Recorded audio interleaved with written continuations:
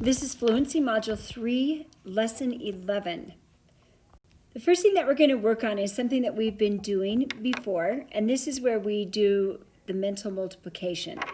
So I wrote the first one out so that you could see and remind yourself what it looks like. The next three we will do without doing that. So we're going to start with this first one. We've got 4,312 times 2. So when we're multiplying it mentally, we're just going to break it apart. So we'll break it apart into two ones times 2, which is 4. And then we have 1 10, so that would be our 10 times 2, and that equals 20. And then we have 3 hundredths times 2. Well, 3 times 2 is 6 hundredths. And then 4,000 times 2, which would be 4,000, which is 4,000 times 2, which is 8,000. So when we put those all together, then our answer there is 8,624. All right, let's look at that next one and see if we can do it without writing every single step out. You might want to have your whiteboard ready though, and maybe you'll write down, okay, when I multiply by ones, and this is by tens and hundreds and thousands. So if you look at that first one, we have 2,032 times 3. Well, 2 times 3 is 6. I'm going to write it down just because I could easily forget that. We have 30 times 3, which is 90. And then we don't have any hundreds, so that's easy. And then we have 2,000 times 3, which gives us 6,000. So when we add those together, our answer becomes 6,096. All right, this might be a good time for you to pause this video so that you can go ahead and do these next two problems on your own and then come back and see how you did. But I'm going to go ahead and move forward and do them, but I hope you will pause, try them yourself, and then let's see what we come up with. Alrighty, this next one, 2,212 times 4.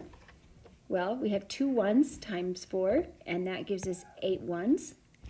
We have 110 times 4. Well, that's 40. 2 hundredths times 4. Well, 2 times 4 is 8, which means we've got 800. And then our last one, 2 thousandths times 4 is 8 again. We really liked 8 this time around. So for 8,000. So we have 8,848 for our answer there. All right, the last one. Let's look at that number, 3,203 times 4. Well, 3 ones times 4 gives us 12 ones. We don't have any tens, so that makes it a little bit simpler. We have 2 hundredths times 4. Well, 200 times 4 is 800. And then we have 3,000 times 4. And 3,000 times 4 is, well, that gives us 12 thousands. All right, so our answer is going to be 12,812. I like taking it apart like that. That really helps as we move with our partial products and then going from partial products to the standard algorithm. This next problem, the next few problems, we are going to try multiplying in all the ways that we have learned so far.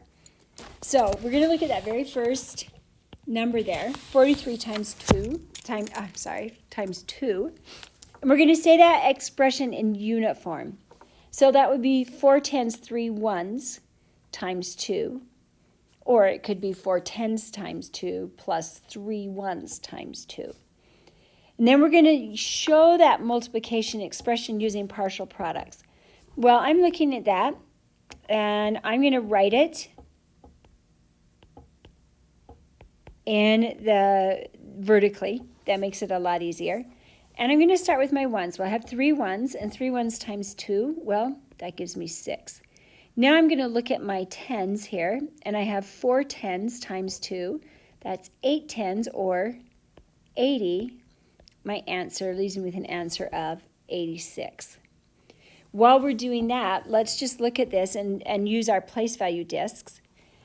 So I'm going to show 43 times 2. Well, I'm going to show 3 ones and 4 tens, and then I'm going to do that twice because I need to do it by 2.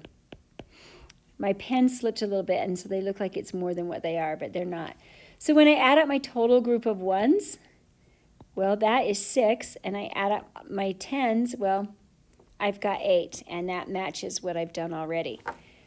And then it says just to write the multiplication expression using the standard algorithm. So all we need to do is write our expression. 43 times 2. 3 times 2 is 6, and then we'll do our tens, and 4 tens gives us 86. And there is our answer there. So I'm going to erase this and hope that my eraser works like it's supposed to. Oh, it is today. That's a wonderful thing. And we'll look at the next 2 problems that are posted there. And we're going to do that same process with those. So we're going to, with 54 times 2, we're going to say we'll say that multiplication expression in unit form.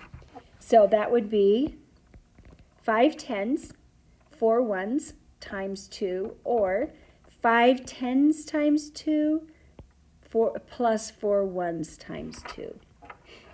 We're going to show using partial products. Well, let's go back over here again. So we're going to write our expression 54 times 2. Well, it's partial products. So let's do our ones. 4 ones times 2 is 8. And 5 tens times 2 is 10 tens, which we know to be 100. So when we add those together, we get 108. Let's look at that over here as we use the place value discs. So 54 will give us 4 ones and 5 tens. All right, and we're going to do that twice, so we're going to do 4 more ones and 5 more tens. All right, so when we do that, when we add up our ones, we've got 8 ones, and we have 10